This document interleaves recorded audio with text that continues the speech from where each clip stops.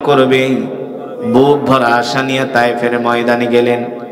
তায়েফের কাফেরেরা কোরআনের দাওয়াত তো গ্রহণ করলই না, উল্টা আল্লাহর নবীর বিরুদ্ধে অত্যাচার শুরু করে দিল। 1 মাইল 2 মাইল 3 মাইল না, 5 কিলোমিটার রাস্তা মক্কার কাফেরা তায়েফের কাফেরেরা আল্লাহর নবীকে দৌড়িয়েছে, আর আল্লাহর নবীর শরীর মোবারকে পাথর মেরেছে। নাউজুবিল্লাহ। পাথর মারতে মারতে আল্লাহর নবীর শরীর মোবারককে রক্তাক্ত করে ফেলেছে। ও যুবক, ও বন্ধু, আজকে আমরা সেই কোরআনের কথা শোনার সময় আমাদের হয় না, না সেই কোরআনের মজমায় বসার সময় আমাদের হয় না, সেই কোরআন আমরা শিখি না।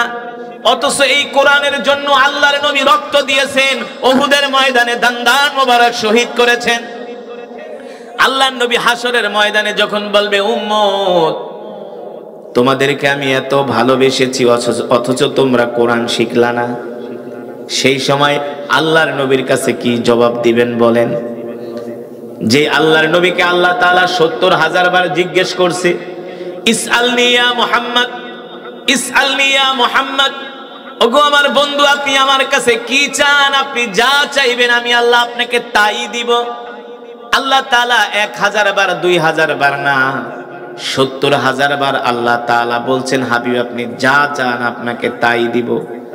আল্লাহ নবী শুধু বলছেন, উম্মতি উম্মতি উম্মতি উম্মতি, আমি আমার উম্মতের জন্য চাই, আমি আমার নিজের জন্য কিছু চাই না। আর সেই নবীর উম্মতেরা আজকে কোরআন পড়তে পারে না, না সেই নবীর উম্মতেরা আজকে নামাজ পড়ে না, সেই নবীর উম্মতেরা আজকে দাড়ি রাখে না, সেই নবীর উম্মতরা আজকে রাসূলের সুন্নাত মানে না, ঠিক কিনা বলেন? অথচ আল্লাহর নবী তায়েফের ময়দানে কাফেরদের কত অত্যাচার সহ্য করেছেন। এক পর্যায়ে তায়েফের কাফেরেরা পাথর মারতে মারতে আল্লাহর নবীকে রক্তাক্ত করে ফেলেছেন। আল্লাহর নবী তায়েফের কাফেরদের পাথরের আঘাত খেয়ে জমিনের মধ্যে পড়ে গেছেন। আল্লাহর নবীর ডান পা মুবারক পাথরের আঘাতে ক্ষত বিক্ষত হয়ে গেছে। আল্লাহর নবী তায়েফের ময়দানে আল্লাহর নবী মাটির মধ্যে পড়ে আছে। যায়েদ বিন হারেসা দৌড়ায়া আল্লাহ রাসূলের হাত ধরলেন। আল্লাহর নবী এবার তায়েফের ময়দান দিয়া খুঁড়িয়ে খুঁড়িয়ে হাঁটে। আল্লাহর নবীর শরীর থেকে রক্ত ঝরতেছে। আরশে আজিম থেকে আল্লাহ তাআলা জিবরাইলকে পাঠাইছে, হে জিবরাইল যাও, আমার হাবিবের শরীর থেকে তায়েফের কাফেররা রক্ত ঝরিয়েছে, আমি আল্লাহ সহ্য করতে পারি না। যাও যাও আমার হাবিবের কাছে জিজ্ঞেস করো, আমার হাবিব যদি চায় এক মুহূর্তের মধ্যে আমি আল্লাহ তায়েফের পাথরের পাহাড় দিয়া চাপা দিয়া আমি আল্লাহ তায়েফবাসীদেরকে শেষ করে দিব, ঠিক কিনা বলেন? জিবরাইল আয়েশা বলে, ওগো নবীজি, এই যে আমার সাথে যত ফেরেশতাদের দেখতেছেন তারা এই পাহাড়ের দায়িত্বে নিয়োজিত। আপনি যদি বলেন তায়েফবাসীদেরকে 2 দিক থেকে পাথর দিয়া চাপা দিয়া ধ্বংস করে দেওয়া হবে। আল্লাহর নবী আসমানের দিকে হাত উঠায় বলে, আল্লাহুম্মা হদি কওমি ফাইন্নাহুম লা ইয়ালামুন, আল্লাহুম্মা হদি কওমি ফাইন্নাহুম লা ইয়ালামুন। আল্লাহ, আপনি তায়েফবাসীদেরকে ধ্বংস করবেন না। আল্লাহ, আপনি তাদের উপরে কোনো আযাব দিবেন না, তাদের উপরে কোনো গজব দিবেন না। আল্লাহ, আপনি তাদেরকে হেদায়েত নসিব করেন। হয়তোবা তারা দ্বীনের দাওয়াত গ্রহণ করে নাই, তাদের পরবর্তী প্রজন্ম দ্বীনের দাওয়াত গ্রহণ করবে, ঠিক কিনা বলেন? আল্লাহর নবী যদি প্রতিশোধ পরায়ণ হতেন, আল্লাহর নবী নির্দেশ দিলেই তো তায়েফবাসীদেরকে ধ্বংস করে দিত। তাহলে আমরা এখন আর তায়েফে যায়া কোনো মুসলমান পেতাম?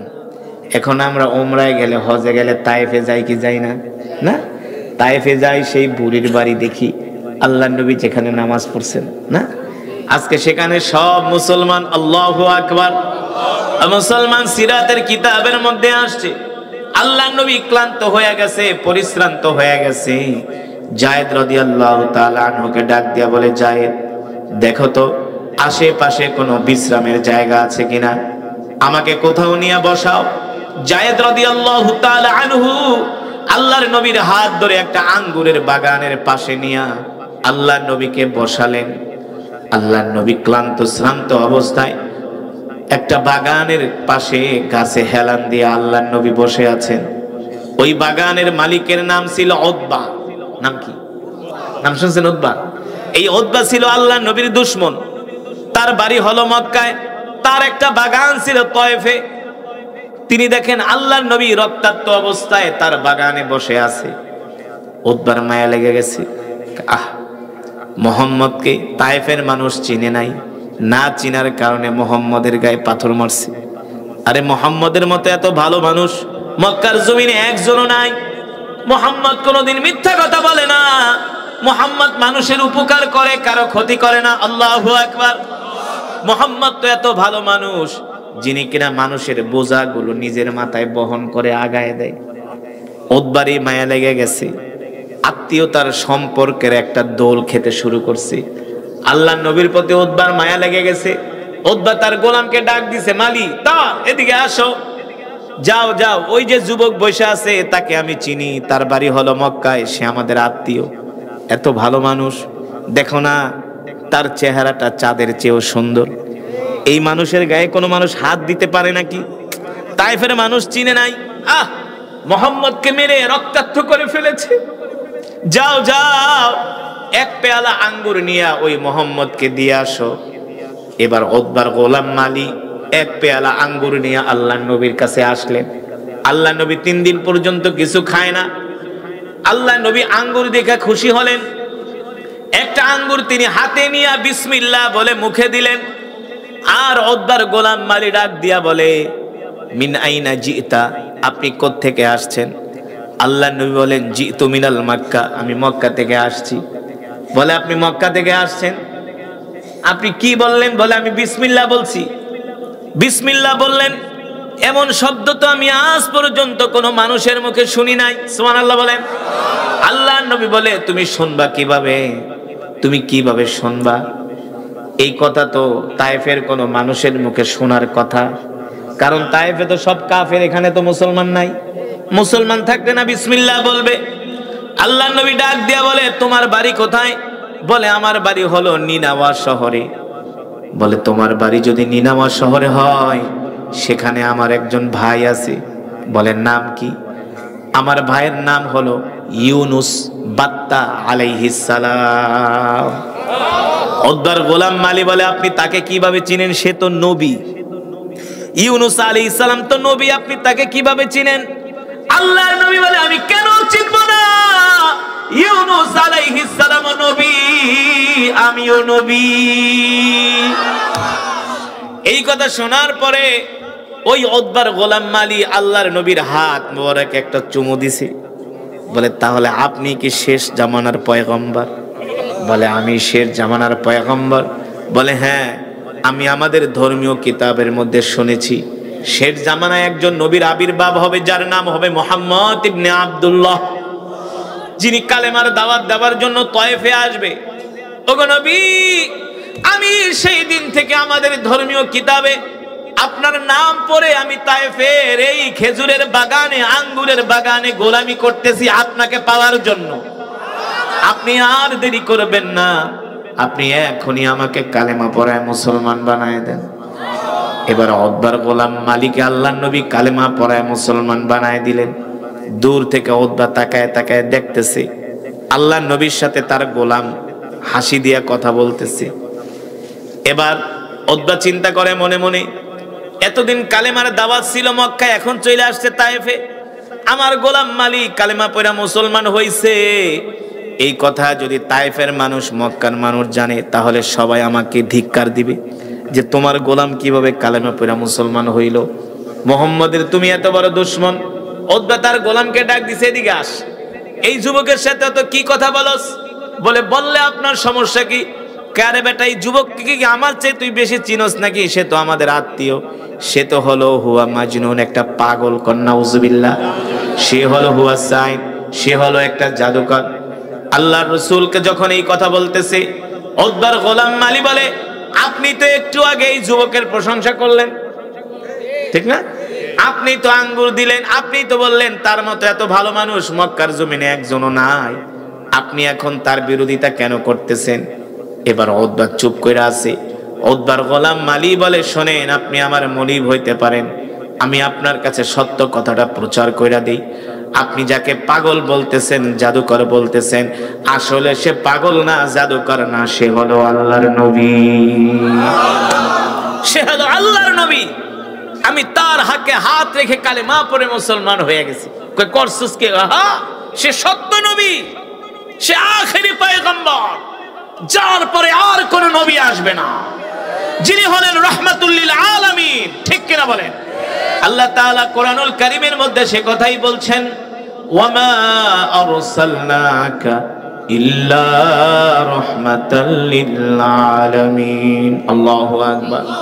আল্লাহর নবী আবার তায়েফ থেকে মক্কায় আসলেন। তায়েফ থেকে মক্কায় এসে আল্লাহর নবী আবার কোরআনের দাওয়াত দেওয়া শুরু করলেন। মক্কার কাফেরেরা দিন দিন আল্লাহর নবীর উপরে অত্যাচারের মাত্রা বাড়ায় দিল। এমন অত্যাচার, এমন নির্যাতন, এমন জুলুম রে যুবক, আল্লাহর নবী নামাজে যায়, যখন সেজদায় যায়, আবু জেহেল উটের নাড়ি বরিয়ে এনে আল্লাহর নবীর শরীর মোবারকের উপরে চাপায় দেয়। আল্লাহর নবী রাস্তা দিয়ে হাঁটে, পথের মধ্যে কাটা বিছায় দেয়। আল্লাহর নবীকে পাগল বলে গালি দেয়, মিথ্যাবাদী বলে গালি দেয়। এত অত্যাচার, এত নির্যাতন, এত জুলুম আল্লাহর নবীর উপরে তারা বাড়ায় দিল। আল্লাহ তাআলা ডাক দিয়ে বলল, হাবিব, আপনি আর মক্কায় থাকবেন না, আপনি এবার মক্কা থেকে হিজরত করে মদিনায় যাবেন, রেডি থাকবেন। আল্লাহ নবী সাইয়েদনা আবু বকরকে বললেন, আবু বকর, রেডি থাকবেন, আমরা যে কোনো সময় মক্কা থেকে হিজরত করে মদিনায় চলে যাব। সাইয়েদনা আবু বকর রেডি রইলেন। আল্লাহ নবী যায় তাকে গভীর রজনীতে ডাক দিলেন। এবার মক্কা থেকে হিজরত করে মদিনার দিকে রওনা শুরু করলেন। সাথে ছিলেন সাইয়েদনা আবু বকর রাদিয়াল্লাহু তাআলা আনহু। তিনি বলেন, আমরা সফর করতে করতে অনেক দিন হয়ে গেছে, আল্লাহ নবী ক্লান্ত হয়ে গেছেন। এক পর্যায়ে আমি দেখি আল্লাহর নবীর হাত মোবারক ধরে আমি হাঁটতেছি,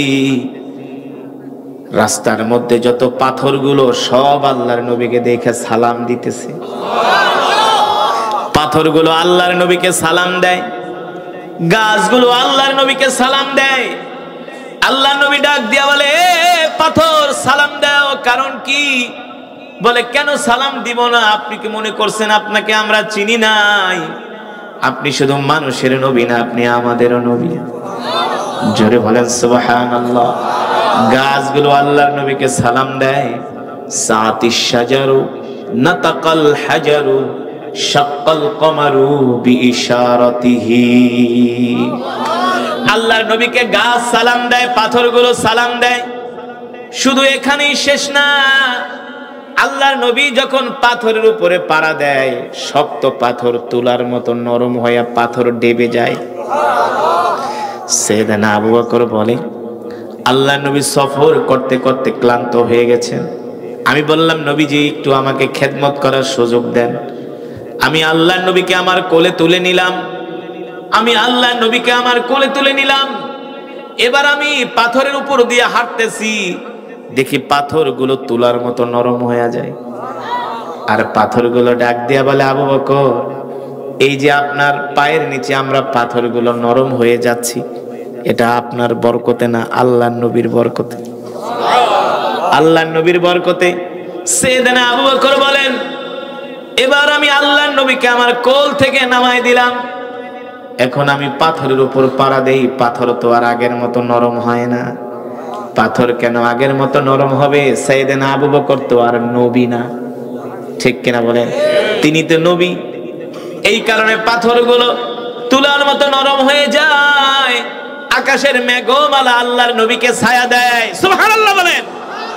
শুধু এখানেই শেষ না রে যুবক, এমন নবীর উম্মত বানায় আল্লাহ আমাদেরকে দুনিয়াতে পাঠাইছে। এর নিয়ামত, আল্লাহ আমাদেরকে এত নিয়ামত দিয়েছেন, কিয়ামত পর্যন্ত সিজদায় পড়ে থাকলে সেই নিয়ামতের শুকর আদায় হবে না, ঠিক কিনা বলেন? হাঁটতে হাঁটতে, চলতে চলতে প্রচন্ড রৌদ্রের তাপ বেড়ে গেল। আল্লাহর নবীর ক্ষুধা লেগেছে, পানির পিপাসা লেগেছে। সাইয়েদনা আবু বকরকে ডাক দিয়া বলেন, আনা জাইউন জিদ্দান, আনা আতশানুন জিদ্দান। আবু বকর, কোনো খাবার দাবার আছে কিনা? খুব ক্ষুধা লেগেছে, আর পারতেছি না এই গরমের ভিতরে হাঁটতে। সেদিন আবু বকর বলল, গো আল্লাহর নবী, খাবার দাবার যা ছিল সব শেষ হয়ে গেছে। আবু বকর, কোন পানি ঠানি আছে কিনা? বলে পানিও নাই, খাবারও নাই। সাইয়েদনা আবু বকর বলে, হায় রে, আল্লাহর নবী আমার কাছে খাবার চেয়েছে, আমি নবীজিকে খাবার দিতে পারবো না, এর চাইতে আমার কাছে আর কষ্টের কিছু হতে পারে না। সাইয়েদনা আবু বকর বলে, আহ, এই মরুভূমির মধ্যে কে আমাদেরকে একটু পানি দিয়ে সাহায্য করবে? কে আমাদেরকে একটু খাবার দিবে? আমি টেনশনে পড়ে গেলাম। আল্লাহর নবী ডাক দিয়া বলে, আবু বকর, দেখেন এই মরুভূমির মধ্যে কোনো ঘর বাড়ি দেখা যায় কিনা? কি দেখা যায় কিনা? এই মরুভূমির মধ্যে কোনো ঘর বাড়ি দেখা যায় কিনা? সাইয়েদনা আবু বকর বলেন, শত শত কিলোমিটার মরুভূমি, এখানে ঘর বাড়ি আসবে কোত্থেকে? এখানে ঘর বাড়ি আসবে কোত্থেকে? সাইয়েদনা আবু বকর টেনশনে পড়ে গেলেন। আল্লাহর নবীর জবান মোবারক দিয়া যেহেতু ঘর বাড়ির কথা বের হয়েছে, নিশ্চয়ই এর মধ্যে কোনো কি আছে, নিশ্চয়ই এর মধ্যে কোনো কারণ আছে। সাইয়েদনা আবু বকর বলে, আমি 10 কদম দিতে পারি না, সামনে তাকায় দেখি একটা ঘর দেখা যায়। আমি এত খুশি হয়ে গেলাম। আল্লাহর নবীকে বললাম, ওগো নবীজি, ওই যে তাকায় দেখেন একটা ঘর দেখা যায়, একটা বাড়ির মতো দেখা যায়। আল্লাহর নবী বলে, আবু বকর, চলে ওই বাড়িতে যে আমরা বিশ্রাম করব, ওই বাড়িতে যে আমরা মেহমানদারি গ্রহণ করব। সাইয়েদনা আবু বকর বলে, আমি আল্লাহর নবীর হাত মুবারক ধরে আমি ওই বাড়ির দিকে যেতে শুরু করলাম। যেতে যেতে বাড়ির সামনে গেলাম, দেখি মরুভূমির মধ্যে একটা ভাঙ্গা একটা কুঠুরি, ভাঙ্গা একটা ঘর, ভিতর থেকে দরজা লাগানো। আল্লাহ নবী ডাক দিয়া বলে, আবু বকর যান, ঘরের দরজায় নক করেন। সাইয়েদনা আবু বকর বলেন, ইফতাহিল বাব, ইফতাহিল বাব, এ কে আছো? ঘরের দরজা খোলো। ভিতর থেকে আওয়াজ আসে না। 3-4 বার বলার পরে ভিতর থেকে একটা মহিলা কণ্ঠে আওয়াজ আসতেছে, কে গো তোমরা? কোত্থেকে আসছো? কি তোমাদের পরিচয়? কোথায় তোমাদের বাড়ি? কোথায় তোমাদের ঘর? সাইয়েদনা আবু বকর বলে, আমরা মক্কা থেকে আসছি, 2 জন মুসাফির মদিনায় যাব, তোমার বাড়িতে আমরা কিছুক্ষণের জন্য মেহমান হব। যিনি ঘরের ভিতরে ছিলেন ওই মহিলা বলে, শোনো, হয়তোবা তোমরা আমার পরিচয় জানো না, আমার নাম হলো উম্মে মাবাদ, আমার স্বামীর নাম হলো আবু মাবাদ, আমার বাড়িতে এখন কোনো পুরুষ মানুষ নাই যে তোমাদেরকে আপ্যায়ন করবে, মেহমানদারি করবে, আমি একা ঘরের মধ্যে একজন মহিলা মানুষ। সাইয়েদনা আবু বকর বলে, শোনেন, যদি তুমি ঘরে একা থাকো তাহলে তোমার কাছে কোনো খাবার দাবার থাকলে আমাদেরকে একটু মেহমানদারি করো। বলে, আনা ফাকিরুন জিদ্দান, আমরা একেবারে একেবারে নিঃস্ব গরিব, আমাদের ঘর বাড়ি দেখে কি বোঝো না? বলে, কোনো খাবার দাবার নাই? কয় না। আরে কি বলো? বলে, খাবার দাবার না থাকলে অন্তত একটু পানি দিয়ে আমাদেরকে মেহমানদারি করো, আমাদের কলিজা, আমাদের পিপাসা নিবারণ করি। ঘর থেকে আওয়াজ আসে, শোনো, আমার স্বামী বকরি চড়ানোর জন্য মাঠে গেছে, আসার সময় কূপ থেকে পানি নিয়ে আসবে। আমাদের ঘরে কোনো পানিও নাই, ঘরে খাবারও নাই, পানিও নাই। আল্লাহর নবী রাহমাতুল লিল আলামিন দেখেন ওই উম্মে মাবাদের ঘরের সামনে একটা বকরি বাঁধা। কি বাঁধা? একটা বকরি বাঁধা। আল্লাহর নবী ডাক দিয়া বলে, আবু বকর, উম্মে মাবাদের ঘরের সামনে একটা বকরি বাঁধা আছে। উম্মে মাবাদকে বলেন, সে যদি অনুমতি দেয় আমরা এই বকরি থেকে একটু দুধ দয়া 2 জনে খাই, পান করি, ক্ষুধা নিবারণ করি। সাইয়েদনা আবু বকর বলে, উম্মে মাবাদ, ও উম্মে মাবাদ, তোমার ঘরে খাবারও নাই, পানিও নাই, তাহলে তোমার ঘরের সামনে একটা বকরি বাঁধা আছে, তুমি যদি অনুমতি দাও এই বকরি থেকে আমরা একটু দুধ দোয়া 2 জনে পান করি। উম্মে মাবাদ মহিলা মানুষ ঘর থেকে বলে, শোনো পথিক, তোমরা হয়তোবা জানো না, আমাদের ঘরের সামনে যেই বকরি বাঁধা আছে, এই বকরি হলো একটা অসুস্থ বকরি, হাঁটতে পারে না, চলতে পারে না, দুধ দেবে তো দূরের কথা। আল্লাহ নবী বলে, আবু বকর, আপনি শুধু অনুমতি নেন, এই বকরি থেকে দুধ দোয়ানোর দায়িত্ব আমার। জোরে বলেন সুবহানাল্লাহ। উম্মে মাবাদ তো আর জানে না তার বাড়িতে কে আসছে, ঠিক কিনা বলেন? আল্লাহর নবী যখন আবু বকরকে বললেন, সাইয়েদনা আবু বকর বলে, বোন তুমি শুধু অনুমতি দাও। একবার দুইবার তিনবার বলার পরে মহিলা রাগ করে কথা বললে বোঝো না, ঠিক আছে যাও, তোমরা পারলে অসুস্থ বকরির থেকে দুধ দোয়া দুইজনে পান করো। আল্লাহর নবী বলে, আবু বকর অনুমতি তো আনছেন, এবার উম্মে মাবাদের থেকে একটা পাত্র নিয়ে আসেন, কারণ দুধ দোয়ায় তো একটা পাত্রতে রাখতে হবে। উম্মে মাবাদ ঘরের থেকে একটা ছোট পাত্র দিছে। আল্লাহর নবী বলে, ছোট পাত্রে হবে না, বড় পাত্র আনেন। সাইয়েদনা আবু বকর বলে, বোন একটা বড় পাত্র দাও, ছোট পাত্রে হবে না। মহিলা মানুষ আরো রাগ করছে, এত বারবার বলি অসুস্থ বকরি দুধ দেয় না, আবার বড় পাত্র। ঘর থেকে একটা বড় পাত্র দিয়া উম্মে মাবাদ বলে, আমার সন্দেহ হলো, আসলে দেখি আমার বাড়িতে কে আসছে। উম্মে মাবাদ বলে, আমি ঘরের দরজাটা একটু ফাঁকা করে বাহিরে তাকাইলাম, দেখি আমার ঘরের উঠানে একজন যুবক দাঁড়ায় আছে। তার চেহারা আমি দেখি আর বারবার আকাশের চাঁদের কথা মনে করি, দেখি চাঁদ সুন্দর নাকি এই যুবক সুন্দর। উম্মে মাবাদ বলে, আল্লাহি রব্বিল কাবা, রবের কাবার কসম খায়া বলি, ওই চাঁদের চেয়েও এই যুবক সুন্দর। উম্মে মাবাদ বলে, আমি যুবক মুহাম্মাদের চেহারার দিকে তাকাই রইলাম, এখন আমি আর আমার নজর ফিরাইতে পারি না। আল্লাহু আকবার। এত সুন্দর চেহারার মানুষ আমি আজ পর্যন্ত কোনোদিন দেখি নাই। উম্মে মাবাদ আল্লাহর নবীর সৌন্দর্যের বর্ণনা দেয়। উম্মে মাবাদ বলে, মুহাম্মাদের চোখগুলো এত সুন্দর, চুলগুলো এত সুন্দর, কত সুন্দর করে কথা বলে, মুস্কি হাসি দেয়। চেহারার ভিতরে কোনো ক্লান্তির ছাপ নাই। মুহাম্মাদের চেহারার দিকে তাকাইলে তাকায়া থাকতে মন চায়। আল্লাহু আকবার। সে কথাই তো আল্লাহ কোরআনুল কারীমের মধ্যে বলেন, ওয়ামা আরসালনাকা ইল্লা রাহমাতাল লিল আলামিন। আল্লাহু আকবার। এ দুনিয়ার মানুষ, আমি আল্লাহ তোমাদের জন্য এমন একজন নবী পাঠাইছি, প্রেরণ করেছি তোমাদের মধ্যে, যেই নবী কিনা তোমাদের জন্য রহমত, যেই নবী কিনা তোমাদের জন্য বরকত। আল্লাহ তাআলা পৃথিবীর যত সৌন্দর্য, সব সৌন্দর্য আল্লাহ আমার নবীকে দান করছে। আমার নবীর মতো এত সুন্দর করে আল্লাহ পৃথিবীতে কাউকে সৃষ্টি করে নাই, ঠিক কিনা বলেন? আম্মা জান আয়েশা রাদিয়াল্লাহু তাআলা আনহা বলেন, আম্মা জান আয়েশা রাদিয়াল্লাহু তাআলা আনহা বলেন, মিশরের রমণীরা পয়গম্বর ইউসুফের চেহারা দেখা আপেল কাটতে কাটতে তারা আঙ্গুল কেটে ফেলেছিল, কিন্তু আমার স্বামী মুহাম্মদ সাল্লাল্লাহু আলাইহি সাল্লামের চেহারা যদি মিশরের রমণীরা দেখতো, তারা শুধু আঙ্গুল কাটতো না, আল্লাহর নবীর চেহারার দিকে তাকায়া নজর ফিরাইতে পারতো না, তারা তাদের কলিজা কেটে ফেলতো।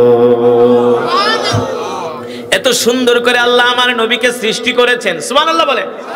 এত সুন্দর করে আল্লাহ তাআলা আমার নবীকে বানাইছে, যেই নবীর চেহারার দিকে তাকায়া মক্কার কাফেররা তাদের দুঃখগুলো ভুলে যাইতো। সাহাবীদের যখন ক্ষুধা লাগতো, ক্ষুধা, সাইয়েদনা আবু বকরের যখন ক্ষুধা লাগতো, সাইয়েদনা ওমরের যখন ক্ষুধা লাগতো, তারা আল্লাহর নবীর দরবারে এসে বসে থাকতো, নবীজির চেহারার দিকে তাকায় থাকতো। আল্লাহর নবী তাকায় বলে, আবু বকর এইভাবে তাকায় রয়েছেন কেন? ওমর এইভাবে তাকায় রয়েছেন কেন? সাইয়েদনা আবু বকর ওমর উত্তর দিত, নবীজি ক্ষুধা লেগেছে, ঘরে গিয়েছিলাম, খাবার নাই, আপনার মজমায় এসে আপনার চেহারার দিকে তাকাইলে ক্ষুধার যন্ত্রণা ভুলে যায়। এমন একজন নবী আল্লাহ আমাদেরকে দিয়েছেন। আল্লাহু আকবার। যেই নবী সম্বন্ধে আল্লাহ কোরআনুল কারীমের মধ্যে বলছেন, লাকাদ জাআকুম রাসূলুম মিন আনফুসিকুম আজিজুন আলাইহি মা আনিতুম হারিসুন আলাইকুম বিল মুমিনিনা রাউফুর রহিম। আল্লাহ তাআলা বলেন, দুনিয়ার মানুষ, আমি আল্লাহ তোমাদের জন্য এমন একজন নবী পাঠাইছি, যেই নবী কিনা তার জীবনের চেয়েও তোমাদেরকে ভালোবাসে।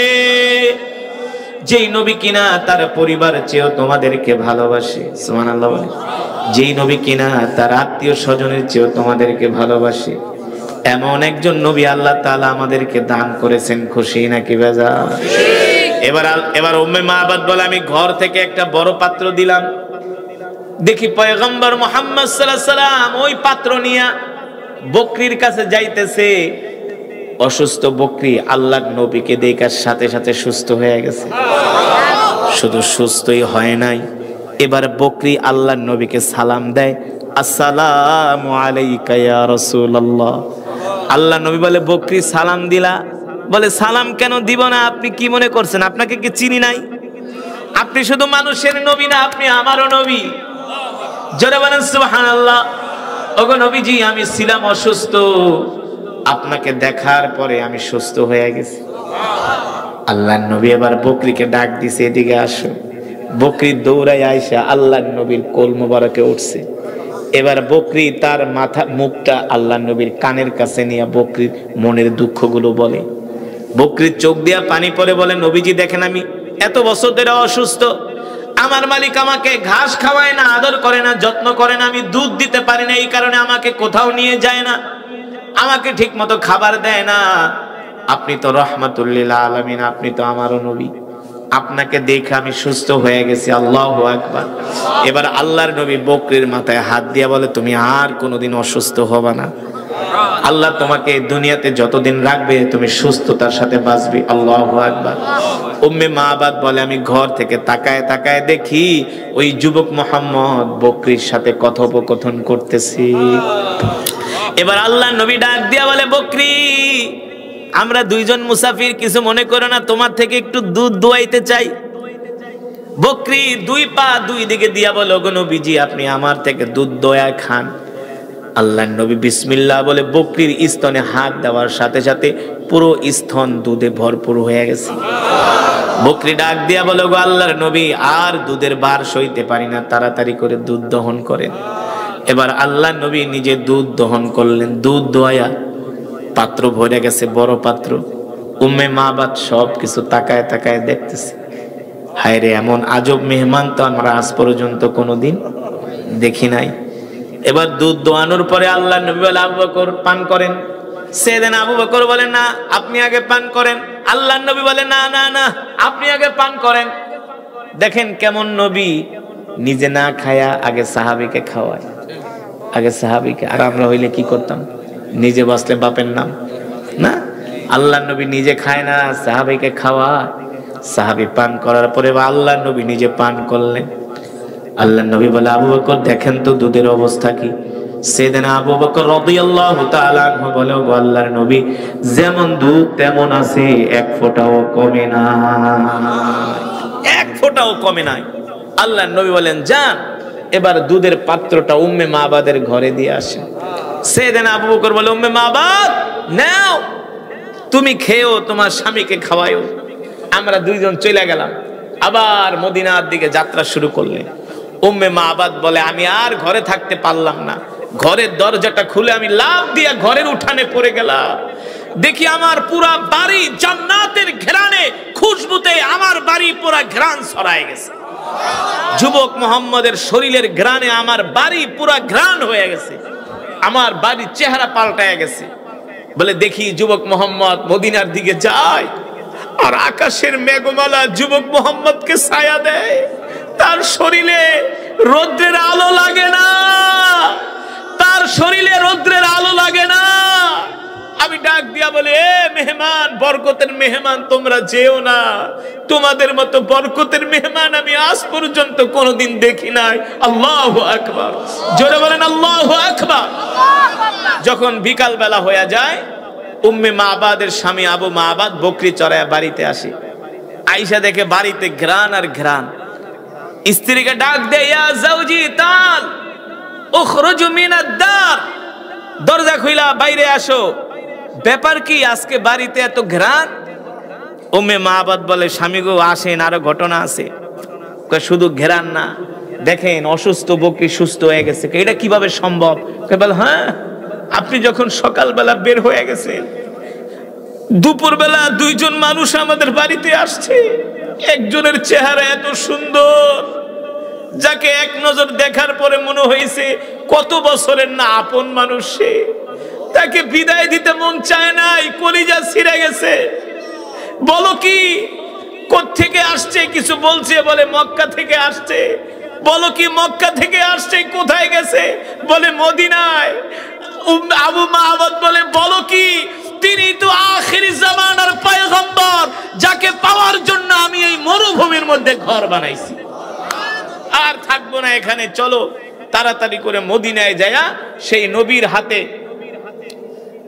নবীর হাতে হাত রেখে কালেমা পড়ে মুসলমান হয়ে যাব। মুসলমান যুবক সেই নবীকে পাওয়ার জন্য আবু মাহবাদ, উম্মে মাহবাদ এবার তারা ঘর বাড়ি ভাঙ্গা সব কিছু লইয়া মদিনায় চলে গেছে। মদিনায় যায়া নবীজির হাতে হাত রেখে কালেমা পড়ে মুসলমান হয়ে গেছে। তারা ইসলামের জন্য কত কষ্ট করেছে, আর আমাদের কোনো কষ্ট করতে হয় নাই। বিনা কষ্টে বিনা পরিশ্রমে আল্লাহ আমাদেরকে বিশ্ব নবীর উম্মত বানাইছে। খুশি নাকি বেজার? খুশি নাকি বেজার? শুধু নবীজির উম্মত হয়েছি, উম্মত হয়ে কি জান্নাতে যাওয়া যাবে? নবীজির সুন্নত মানতে হবে না? তাহলে আজ থেকে আমরা যতদিন বাঁচবো আল্লাহ নবীর সুন্নত গুলো মানবো। 5 ওয়াক্ত নামাজ আমরা জামাতের সাথে আদায় করব ইনশাআল্লাহ। নামাজ কয় ওয়াক্ত? জোরে বলেন কয় ওয়াক্ত?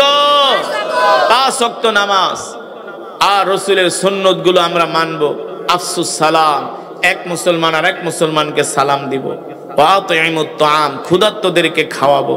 লিনুল কালাম, আমরা এক মুসলমান আর এক মুসলমানের সাথে নরম ভাষায় কথা বলবো ইনশাআল্লাহ। আল্লাহ রাব্বুল আলামিন কোরআনুল কারীমের মধ্যে সে কথাই বলছেন, ফাবিআইয়ি আলাই রাব্বিকুমা তুকাদ্দিবান। নবী আপনি বলে দেন, হে দুনিয়ার মানুষ, তোমরা আমার কোন নিয়ামতকে অস্বীকার করবে? তোমরা আমার কোন নিয়ামতকে অস্বীকার করতে পারবে না। আমি আল্লাহ তোমাদেরকে হাজারো কোটি নিয়ামত দিয়া তোমাদেরকে আমি আল্লাহ ডুবিয়ে রেখেছি, ঠিক কিনা বলেন? কত নিয়ামত, কত নিয়ামত। ও ইন তাউদ্দু নি'মাতাল্লাহি লা তুহসুহা ইন্নাল্লাহা লাগফুরুর রহিম।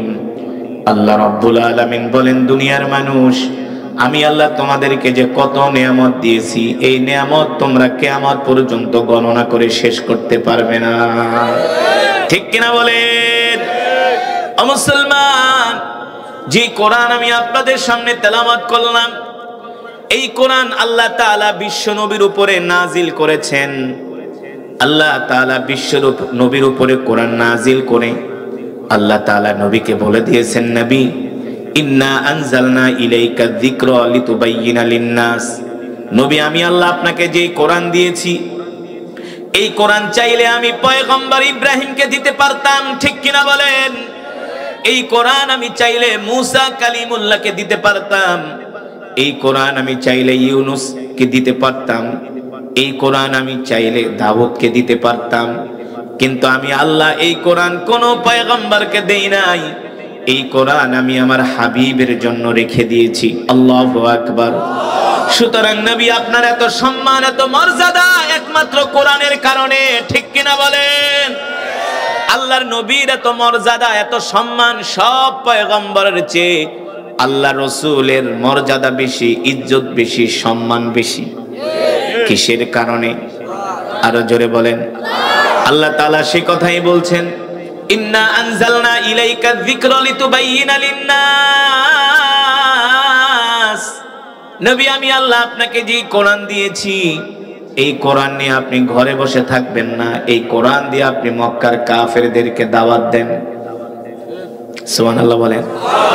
এই কোরআন দিয়ে আপনি মক্কার কাফেরদেরকে দাওয়াত দেন। আল্লাহর নবী এই কোরআনের দাওয়াত দেওয়ার জন্য আবু জেহেলের কাছে যান, আবু লাহাবের কাছে যান, উতবার কাছে যান, ওলীদ ইবনে মুগিরার কাছে যান। বারবার আল্লাহর নবী কোরআনের দাওয়াত নিয়ে যান। মক্কার কাফেরেরা কোরআনের দাওয়াতকে অস্বীকার করে, আল্লাহর নবীকে মিথ্যাবাদী বলে গালি দেয়, আল্লাহর নবীকে জাদুকর বলে গালি দেয়। বলেন নাউজুবিল্লাহ। আল্লাহ তাআলা ডাক দিয়া বলে, হাবিব আপনি মন খারাপ করবেন না, আপনি কাফেরদের কথায় কর্ণপাত করবেন না, আপনি কোরআনের দাওয়াত চালায় যান। আলা লাহুল খালকু ওয়াল আমরু রাব্বুল আলামিন। নবী গো, আপনি যে কোরআনের কথা বলেন, মক্কার কাফেররা এই কোরআনের বিরোধিতা করে, কোরআনের বিরুদ্ধাচরণ করে। আপনি মক্কার কাফেরদের সামনে ঘোষণা করে দেন, এ মক্কার কাফেররা তোমরা শুনে রাখো, আলা লাহুল খালকু ওয়াল আমর, তাবারাকাল্লাহু রাব্বুল আলামিন।